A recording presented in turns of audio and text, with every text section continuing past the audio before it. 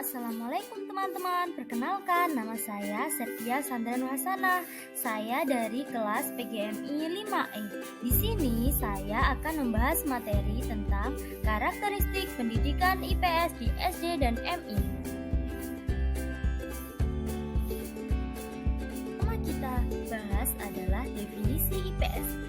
IPS merupakan suatu program pendidikan dan bukan subdisiplin ilmu, sehingga tidak akan ditemukan baik dalam nomenklatur filsafat ilmu, disiplin ilmu, maupun ilmu pendidikan. Tujuan IPS di Indonesia. Bidang studi IPS yang masuk ke Indonesia adalah berasal dari Amerika Serikat, yang di negara asalnya disebut Social Studies.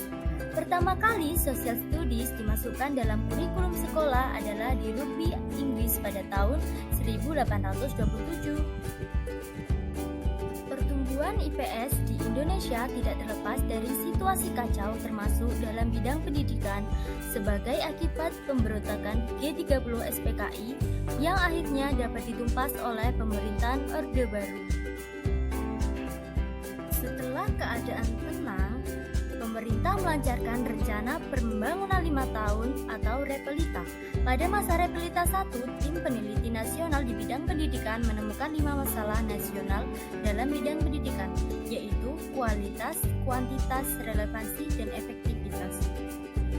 Nah, pada tahun 2004, pemerintah melakukan perubahan kurikulum kembali yang dikenal dengan kurikulum berbasis kompetensi atau KBK.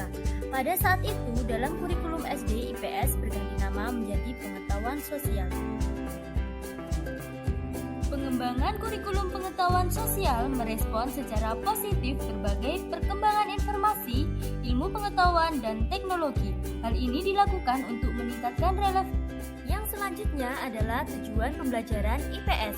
Yang pertama adalah menambah pengetahuan dan pemahaman siswa. Yang kedua, merubah sikap hidup belajar. Yang ketiga, menumbuhkan nilai-nilai sosial dan sikap.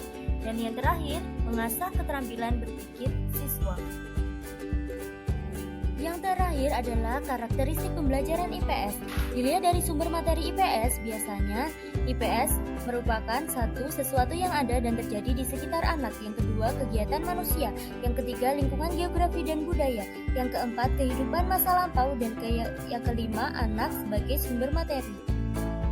Terima kasih. Sekian dari saya. See you next time.